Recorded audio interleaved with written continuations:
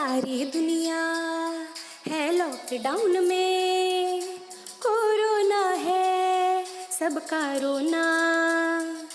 डरने वाली बात नहीं है, सावधानी हमको रखनी है। 1 मीटर की दूरी से ही बात है हम सबको करनी है। बच्चों आओ पढ़ो सभी, कोरोना से डरो नहीं। बच्चों आओ पढ़ो सभी, कोरोना से डरो नहीं। पढ़ना लिखना है सबको, आगे बढ़ना है सबको।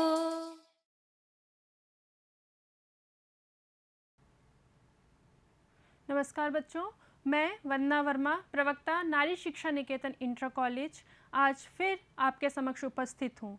बच्चों, आज हम कक्षा 12 विषय गणित के अध्याय 4 सारणिक के भाग 5 का अध्ययन करेंगे।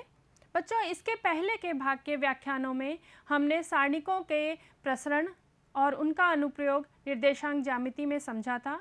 हमने किसी आव्यूह का सहखंडज ज्ञात करना सीखा था तथा किसी वर्ग आव्यूह का व्युत्क्रम भी समझा था। पिछले भाग में बच्चों हमने किसी वर्ग आव्यूह के व्युत्क्रम ज्ञात करना सीखा तथा उससे संबंधित प्रमेय को भी जाना था, और हमने बीजीय समीकरण की सहायता से भी व्युत्क्रम ज्ञात करना सीखा था। तो बच्चों, मुझे आशा है कि पिछले भाग के व्याख्यानों को आपने अच्छे से समझ लिया होगा और उनसे संबंधित प्रश्नों का अभ्यास भी कर लिया होगा। तो चलिए चलते हैं हम आज के भाग की ओर, यानी अंतिम भाग में, और देखते हैं आज शिक्षण के बिंदु क्या हैं जिन पर हमको चर्चा करनी है। तो सर्वप्रथम है बच्चों पुनरावलोकन, जिसमें कि हम जो आपको पढ़ा चुके हैं पहले, हम उसकी पुनरावृत्ति करेंगे। इसके बाद हम जानेंगे संगत तथा असंगत रैखिक समीकरण निकाय क्या है, और रैखिक समीकरण निकाय की संगतता की जांच करेंगे, अर्थात कि कोई भी रैखिक समीकरण निकाय यदि आपको दिया है वह संगत है अथवा असंगत है। इसके बाद हम आव्यूह विधि द्वारा रैखिक समीकरण निकाय के हल ज्ञात करेंगे और अंत में ग्रह कार्य। तो चलिए आगे देखते हैं, पुनरावलोकन से प्रारंभ करते हैं। बच्चों, आपको पिछले भाग में हम बता चुके हैं कि व्युत्क्रमणीय और अव्युत्क्रमणीय आव्यूह क्या होते हैं। तो बच्चों, व्युत्क्रमणीय आव्यूह यदि किसी आव्यूह का सारणिक नॉट इक्वल टू 0 होता है, अर्थात वह शून्य ना हो, तब हम उसे व्युत्क्रमणीय आव्यूह कहते हैं। और यदि किसी आव्यूह का सारणिक इक्वल टू 0 हो, अर्थात शून्य के बराबर हो, तब हम उसे अव्युत्क्रमणीय आव्यूह कहते हैं। बच्चों, ये हम पढ़ चुके हैं। और हमने एक प्रमेय को भी समझा था कि एक वर्ग आव्यूह ए के व्युत्क्रम का अस्तित्व है यदि और केवल यदि ए व्युत्क्रमणीय आव्यूह है। अर्थात कि मैंने आपको बताया था कि यदि किसी वर्ग आव्यूह ए के व्युत्क्रम का अस्तित्व होता है तो वह व्युत्क्रमणीय होता है, व्युत्क्रमणीय आव्यूह होता है, और इसका विलोम भी सत्य होता है। अर्थात यदि कोई आव्यूह ए व्युत्क्रमणीय है तो उसके व्युत्क्रम का अस्तित्व होगा। अतः यह स्टेटमेंट दोनों प्रकार से सत्य होती है, और हमने पिछले भाग में इसको सिद्ध भी किया था। इसके बाद हमने बच्चों वर्ग आव्यूह ए के व्युत्क्रम का सूत्र भी जाना था। ए इनवर्स या ए व्युत्क्रम बराबर होता है 1 सारणिक ए बराबर into adjoint A. Adjoint A यानी कि इस आव्यूह ए का सहखंडज। तो बच्चों, ए इनवर्स ज्ञात करने के लिए हम पहले क्या ज्ञात करते हैं? किसी भी आव्यूह का सारणिक और फिर उसका सहखंडज ज्ञात करते हैं, और इसको इस सूत्र में रख देते हैं, तो हमारा ए का व्युत्क्रम या ए इनवर्स आ जाता है। अब देखते हैं संगत तथा असंगत रैखिक समीकरण निकाय क्या होते हैं। तो पहले संगत समीकरण निकाय। तो बच्चों, यदि समीकरण निकाय का कम से कम एक हल विद्यमान है तो समीकरण निकाय संगत कहलाता है। अब बच्चों, इसमें आप देख रहे हैं कम से कम एक हल, यानी कि इसमें 2 स्थितियां बनेंगी, यानी कि इसमें एक अद्वितीय हल, यदि किसी समीकरण निकाय का एक अद्वितीय हल हो तो भी वह संगत होगा, तथा अनंत हल।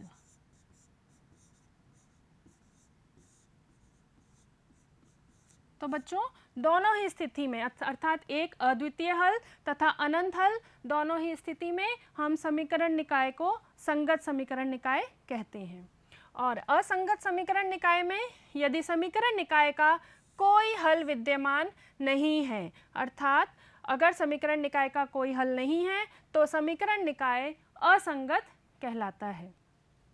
आगे देखते हैं बच्चों, यहाँ पे हम आव्यूह विधि द्वारा रैखिक समीकरण निकाय का हल ज्ञात करेंगे।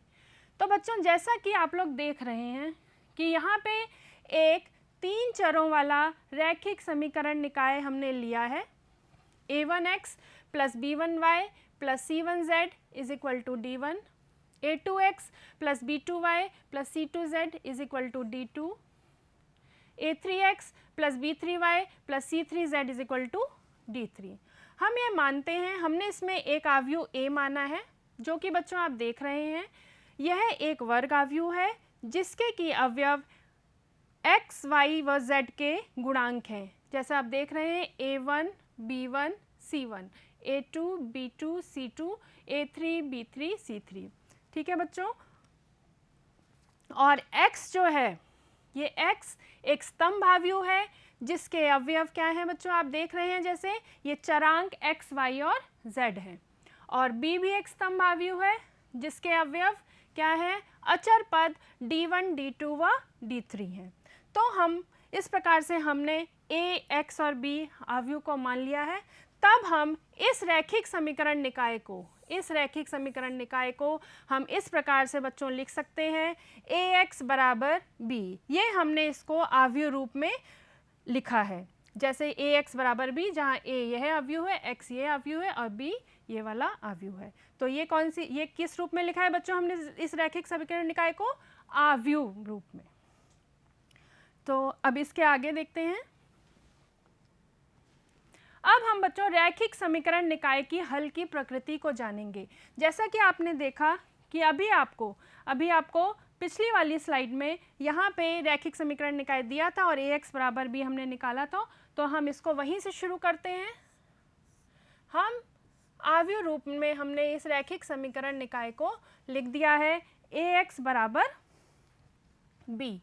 अब बच्चों आप देख रहे हैं कि हल की प्रकृति हमें ज्ञात करनी है, अर्थात हमें यह देखना है कि इसका संगत हल होगा अथवा असंगत हल होगा, और यदि संगत होता है तो किस प्रकार का होगा, अद्वितीय हल होगा अथवा अनेक हल होगा, और असंगत होगा तो आप जानते हैं कोई हल नहीं होगा। तो हम इसको देखते हैं। अब मैं आपको एक फ्लो चार्ट की सहायता से बताऊंगी। तो बच्चों यदि आपको ax बराबर b एक हमने आव्यूह रूप में एक रैखिक समीकरण निकाय को लिख लिया है, तो सर्वप्रथम आप सारणिक A ज्ञात करेंगे। ठीक है बच्चों, आप सारणिक A ज्ञात करेंगे तो आपको 2 स्थितियां प्राप्त होंगी बच्चों। क्या होंगी, पहली होगी सारणिक A या तो शून्य नहीं होगा, नॉट इक्वल टू 0 होगा, और दूसरी होगी सारणिक A शून्य होगा। तो पहले हम इस स्थिति पे चर्चा करते हैं। तो सारणिक A नॉट इक्वल टू 0 है, अर्थात आप जानते हैं A कैसा आव्यूह होगा बच्चों, व्युत्क्रमणीय आव्यूह होगा।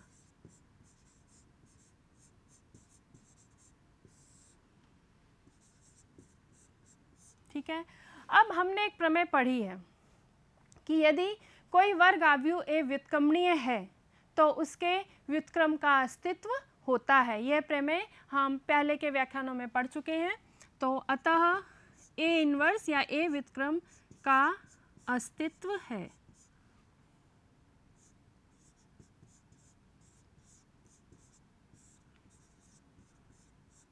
ठीक है बच्चों, तो अब हम देखिए क्या करते हैं, हम फिर से यही समीकरण लेके चलते हैं। ये वाला जो हमने यहाँ पे लिया था, क्या लिया था, ax बराबर b। ठीक है बच्चों, अब चूंकि A इन्वर्स या A व्युत्क्रम का अस्तित्व है, इसलिए हम इसमें क्या करेंगे, A इन्वर्स से इसमें पूर्व गुणन करेंगे। तो आप लिखेंगे A इन्वर्स से पूर्व गुणन करने पर। ठीक है बच्चों, पूर्व गुणन यानी प्री मल्टीप्लाई। तो आप इसको ऐसे लिख सकते हैं, A inverse A X is equal to A inverse B. ठीक है बच्चों, तो ये आ गया हमारा। अब आप देखिए इसमें हमने पूर्व गुणन क्यों किया है। पूर्व गुणन इसलिए किया है बच्चों, आप जानते हैं आपने जब आव्यूह में पढ़ा था, यदि हम दो आव्यूह लेते हैं ए और बी, और यदि हमें इनका गुणनफल ज्ञात करना है तो उसके लिए कंडीशन है कि आव्यूह ए की स्तंभों की संख्या आव्यूह बी की पंक्तियों के संख्या के समान होनी चाहिए। तो इस प्रकार से इसीलिए हमने यहाँ पे ए इनवर्स से पूर्व गुणन करा है, जिससे कि हम ए इनवर्स और बी का गुणनफल हो सके।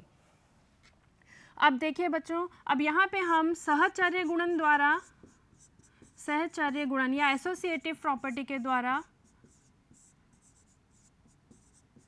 हम इसको इस प्रकार से लिख सकते हैं, A inverse A into X is equal to A inverse B.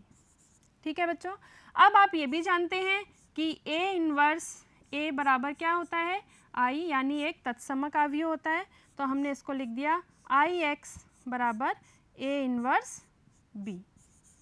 और अब आप जानते हैं तत्समक आव्यूह से यदि हम किसी भी आव्यूह का गुणनफल करते हैं तो हमें वही आव्यूह प्राप्त होता है। तो आई एक्स बराबर हो जाएगा एक्स बराबर ए इनवर्स बी। आप बच्चों देख रहे हैं यह एक आव्यूह समीकरण मिल रहा है, आव्यूह समीकरण मिल रहा है जो इस समीकरण ए एक्स बराबर को अद्वितीय हल प्रदान करता है। यह समीकरण निकाय को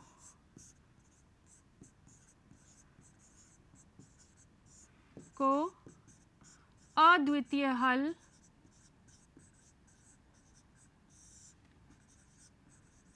प्रदान करता है। और बच्चों ये क्यों करता है अद्वितीय हल? अद्वितीय हल क्यों करता है? क्योंकि हम ये भी पढ़ चुके हैं कि किसी वर्ग आव्यूह का यदि व्युत्क्रम का अस्तित्व होता है तो वह अद्वितीय होता है। अब चूंकि ए के किसी आव्यूह यानी ए इनवर्स का जो अस्तित्व है वह अद्वितीय है, अतः यह समीकरण निकाय को भी अद्वितीय हल प्रदान करेगा। बच्चों तो अर्थात हमारा क्या हो जाएगा, इस स्थिति में हम इसको क्या बोलेंगे, कैसा हल है इसका, संगत हल है। बच्चों कैसा हल है, ये संगत हल है। ये हमें कैसा हल देता है, इसका संगत हल देता है, यानी समीकरण निकाय कैसा है, संगत है। और इस विधि को हम बोलते हैं आव्यूह विधि। ये जो विधि बच्चों हम x बराबर ए इनवर्स बी से पढ़ते हैं, इसको हम आव्यूह विधि कहते हैं। अर्थात हम आव्यूह विधि से रैखिक समीकरण निकाय का हल ज्ञात करते हैं। तो ये हो गया। तो एक बार और देख लीजिए कि यदि किसी आव्यूह का सारणिक का जो मान है वो शून्य नहीं होगा तो रैखिक समीकरण निकाय का अद्वितीय हल होगा। और हम उसको कैसे ज्ञात करेंगे, हम उसको x बराबर ए इनवर्स बी जो आव्यूह रूप है, आव्यूह विधि है, इससे ज्ञात करेंगे। और इस स्थिति में हम कहते हैं कि समीकरण निकाय संगत है। ठीक है बच्चों, अब हम दूसरी स्थिति पे आते हैं। दूसरी स्थिति है ए का जो सारणिक है वो क्या है, शून्य है। अर्थात यहाँ पे ए क्या है, ए अव्युत्क्रमणीय है।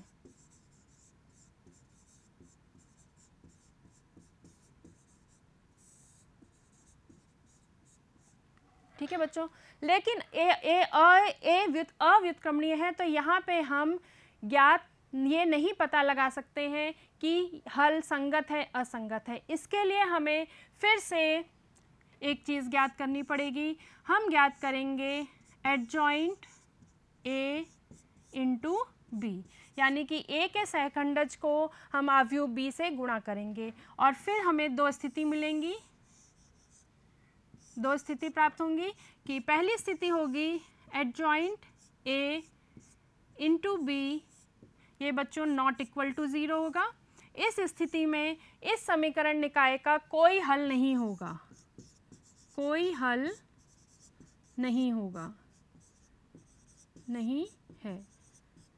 ठीक है, और इस समय हम इस समीकरण निकाय को क्या बोलेंगे, असंगत। समीकरण निकाय हमारा कैसा होगा? असंगत होगा। और यदि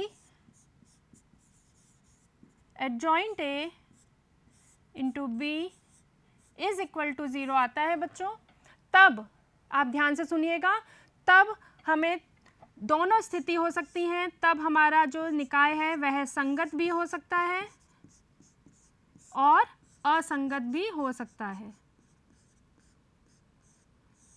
लेकिन यदि संगत होगा बच्चों, तब इसके अनंत हल होंगे।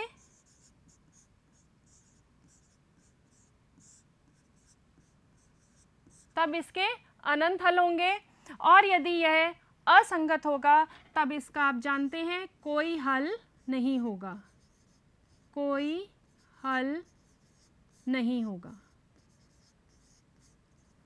ठीक है बच्चों, तो ये हमने कर लिया।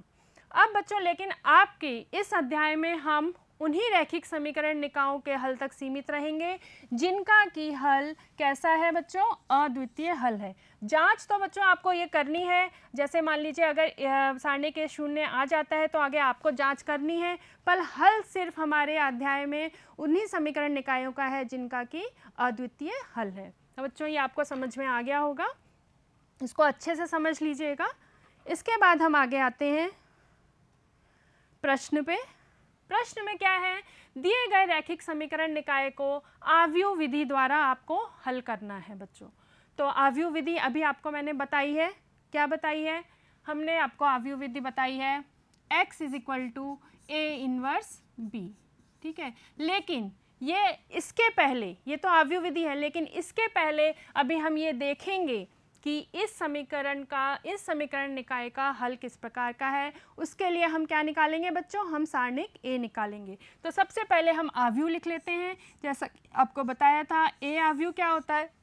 ए आव्यूह होता है जिसमें कि हम x, y और z के क्या लेते हैं बच्चों? गुणांक लेते हैं। तो उससे बनेगा, तो क्या आएगा? 3 - 2 3 2 1 -1 4 -3 2। ठीक है बच्चों। और बी आव्यूह आप जानते हैं वो किससे बनता है? बी आव्यूह के अवयव होते हैं जो कि हमारे अचर पद हैं। अचर पद क्या है? 8 1 और 4। ठीक है। और एक्स आव्यूह भी एक स्तंभ आव्यूह होता है जो कि चरांकों से बनता है, यानी एक्स, वाई और z। ठीक है बच्चों। तो अब सबसे पहले हम क्या निकालेंगे? सारणिक ए निकालेंगे। सारणिक ए निकालने के बाद ही हम आगे की स्थिति देख पाएंगे। तो सारणिक ए मैं यहाँ पे आपको R1 के सापेक्ष प्रसरण कर रही हूँ। ये हम बच्चों सारणिक निकालना सीख चुके हैं। ठीक है, R1 के सापेक्ष प्रसरण कर रही हूँ। तो यहाँ पे हम 3 और यहाँ पे आएगा 2 - 3 -2 और इसका हम निकालेंगे तो आएगा 2 2 ज़ा 4 -4 +3 और -6 -4। इसको हल करते हैं तो 3 × -1 +2 4 + 4 बच्चों हो जाएगा 8 +3 × -10, ये हमारा आएगा -3 +16 -30। ये हमको, इसको आप हल करेंगे तो ये बच्चों मिलेगा आपको -17। आप देख रहे हैं, अतः यहाँ पे जो सारणिक ए आया है वो क्या आया है बच्चों? Not equal to 0। वो नॉट इक्वल टू 0 आया है। अतः यहाँ पे क्या होगा? इसका अर्थ है कि ए व्युत्क्रमणीय है।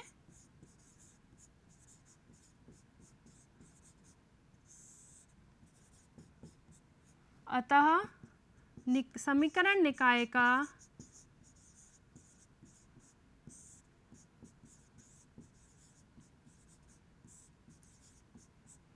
अद्वितीय हल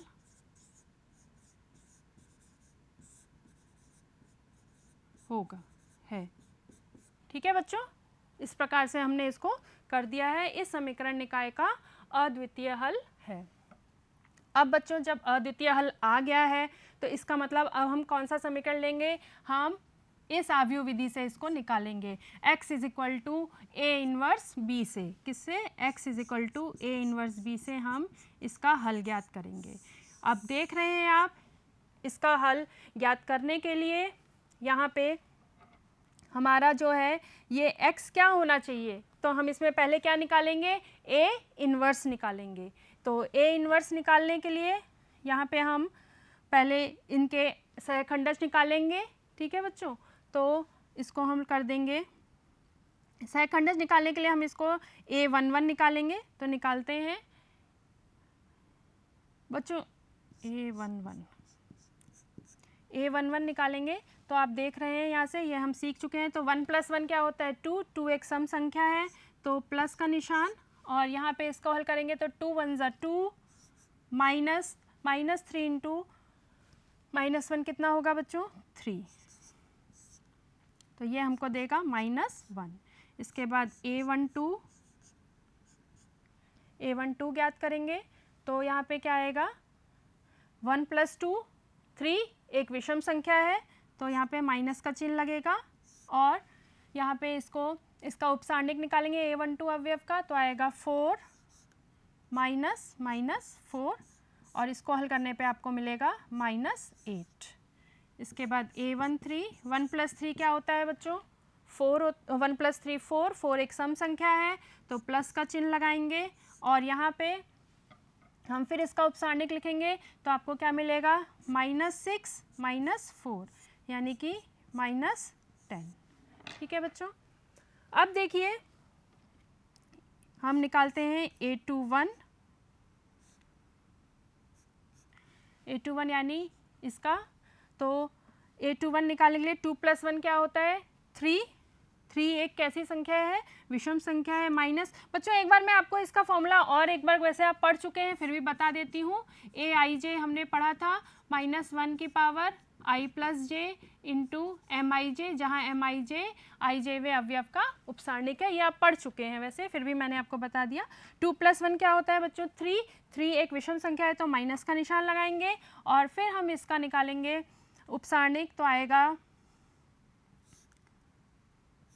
-4 -9, और इसको आप हल करेंगे तो ये आपको मिलेगा -5।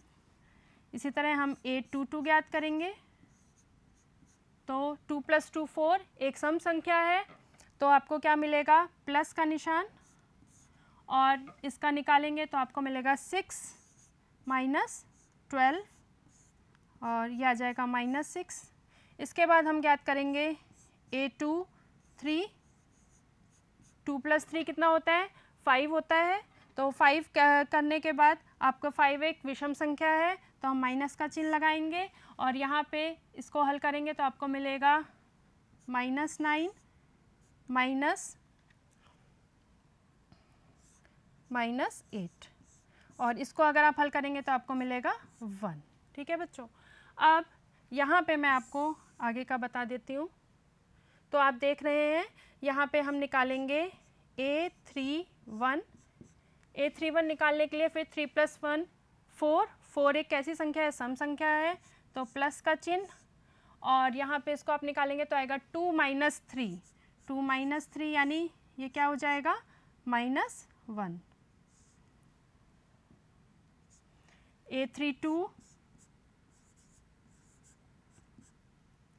a32 ये हमारा आएगा 3 + 2, फिर एक कैसी संख्या है, एक विषम संख्या है तो माइनस का चिन्ह आएगा, और इसका भी हम उपसारणिक ज्ञात करेंगे तो हमें मिलेगा -3 -6, और इसको हल करने पे आएगा 9।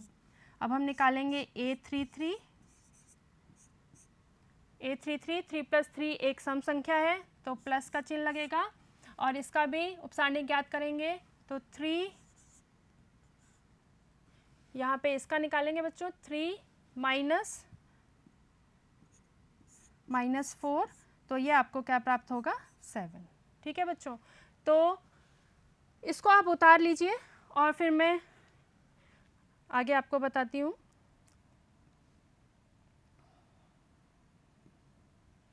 अब देखा हमने कि हमारा A11 बच्चों आया था -1, A12 हमारा था -8, A13 था -10, A21 -5, A22 -6, A23 था हमारा 1, A31 था हमारा -1, A32 था 9 और A33 निकला था बच्चों हमारा ये 7। ठीक है बच्चों, इस प्रकार से हमने ये निकाला था।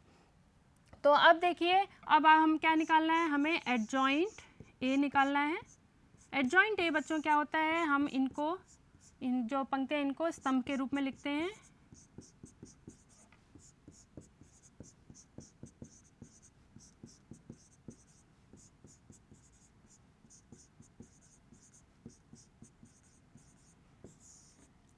तो ये हो जाएगा हमारा -1, यहाँ पे आएगा बच्चों -1, -8 और यहाँ पे -10।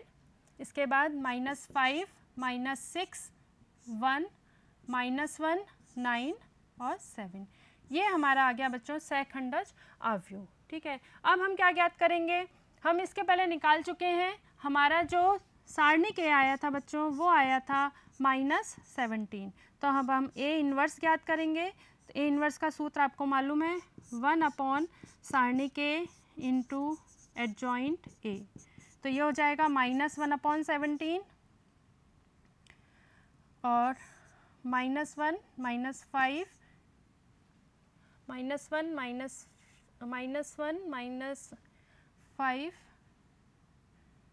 -1 -8 -6 9 -10 1 7।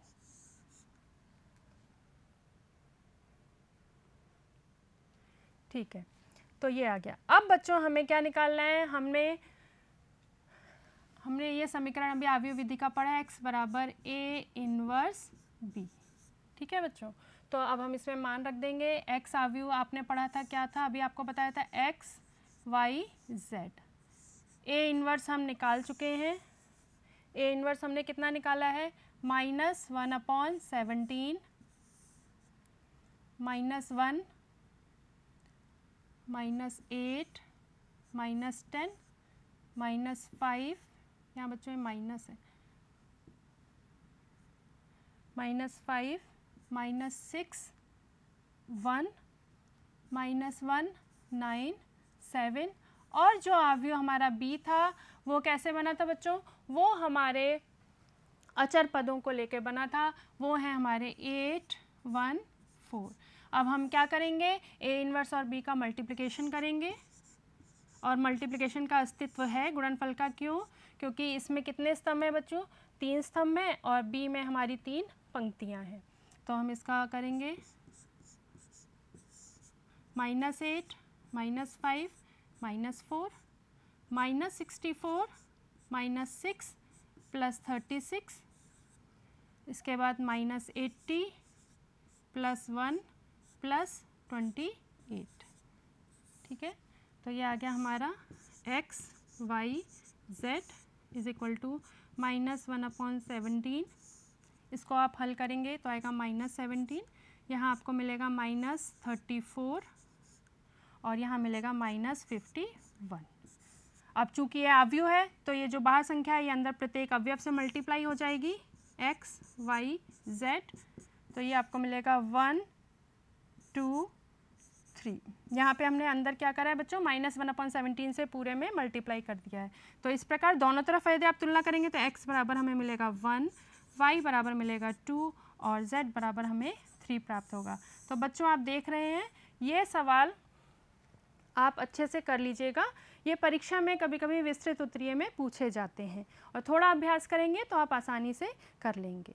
चलिए अब हम देखते हैं अगले प्रश्न को।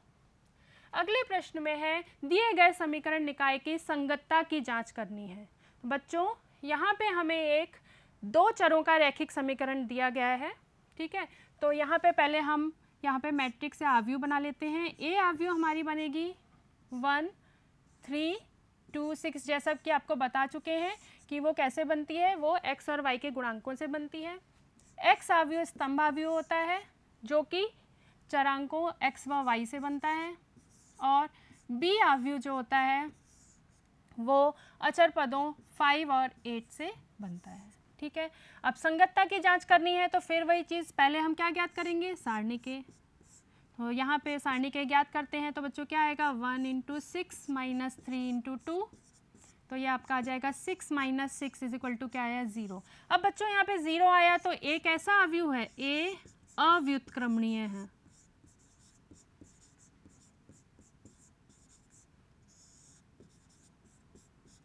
ठीक है बच्चों, ए कैसा है, अव्युत्क्रमणीय। अब आपको अव्युत्क्रमणीय में बताया था, यदि अव्युत्क्रमणीय आएगा तब हम क्या करेंगे, हम एडजॉइंट ए इंटू बी ज्ञात करते हैं।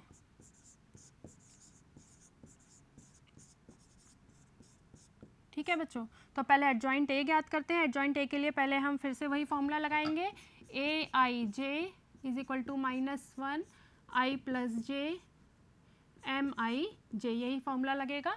तो एडजॉइंट ए के लिए पहले हम निकालते हैं a11, 1 + 1 एक सम संख्या है तो प्लस का निशान, और इसका उपसारणिक होगा 6। a12 क्या आएगी, 1 + 2 एक विषम संख्या है तो माइनस का चिन्ह लगेगा, और इसका जो उपसारणिक है वो होगा 2। इसके बाद a21, 2 + 1 3, 3 एक कैसी संख्या है, विषम संख्या है तो माइनस का चिन्ह लगेगा, और इसका जो उपसारणिक है वो होगा 3। और a22 होगा 2 + 2 4, 4 एक सम संख्या है तो प्लस का चिन्ह लगेगा और आएगा 1। ठीक है बच्चों, तो अब हमारा एडजॉइंट a बराबर होगा, हम जब इन पंक्तियों को स्तंभ के रूप में लिख देंगे, a11, a12, a21, a22, तो बच्चों ये हमें क्या प्राप्त होगा, 6 - 2 - 3 1। ठीक है बच्चों, अब देखिए, अब हम क्या ज्ञात करेंगे, हम ज्ञात करेंगे अब एडजॉइंट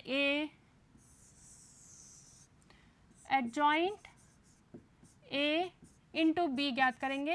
तो एडजॉइंट ए हम लोग निकाल चुके हैं, 6 - 3 - 2 1, और बी आव्यूह है हमारा 5 8। इन दोनों का गुणन करेंगे तो क्या मिलेगा बच्चों में, 6 × 5 = 30,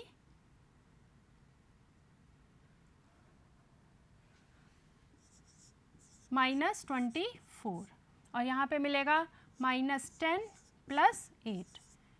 ठीक है बच्चों, तो ये हमें प्राप्त हो रहा है 6 - 2। आप देख रहे हैं कि यह एक शून्य आव्यूह नहीं है, यह एक शून्य आव्यूह नहीं है। यहाँ पे जो ये ओ है इसको हम शून्य आव्यूह लेते हैं, शून्य आव्यूह नहीं है। शून्य आव्यूह में बच्चों आप पढ़ चुके हैं, शून्य आव्यूह का प्रत्येक अवयव क्या होना चाहिए, शून्य होना चाहिए। अतः आपको स्थिति बताई थी, अतः निकाय का कोई हल नहीं है। ठीक है बच्चों, इस प्रकार से हम इसकी जांच करते हैं। और अगर मान लीजिए शून्य आव्यूह आता है तो उसके या तो वह संगत होगा या असंगत होगा, अतः निकाय का कोई हल नहीं है। तो निकाय कैसे होगा, निकाय असंगत होगा।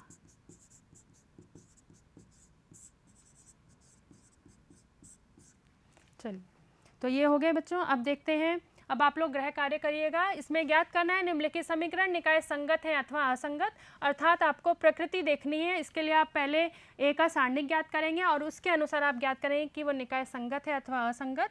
इस क्वेश्चन में निम्नलिखित रैखिक समीकरण निकाय को आपको आव्यूह विधि द्वारा हल करना है। तो जैसा कि आपको बताई है मैंने आव्यूह विधि, x = A 1b। पहले आप देख लेंगे कि सारणिक का जो सारणिक ए जो आ रहा है वो कैसा होना चाहिए, व्युत्क्रमणीय यानी शून्य के बराबर नहीं होना चाहिए। फिर इस आव्यूह विधि से आप इसका हल ज्ञात कर लेंगे।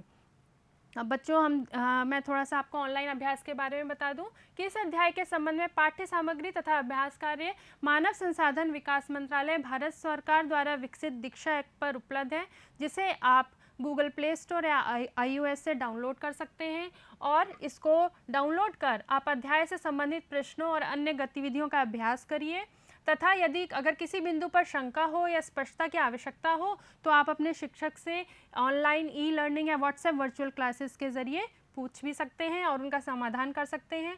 प्रस्तुत वीडियो बच्चों उत्तर प्रदेश माध्यमिक शिक्षा विभाग पर उपलब्ध है, जिसे चैनल सब्सक्राइब कर आप देख सकते हैं। धन्यवाद बच्चों।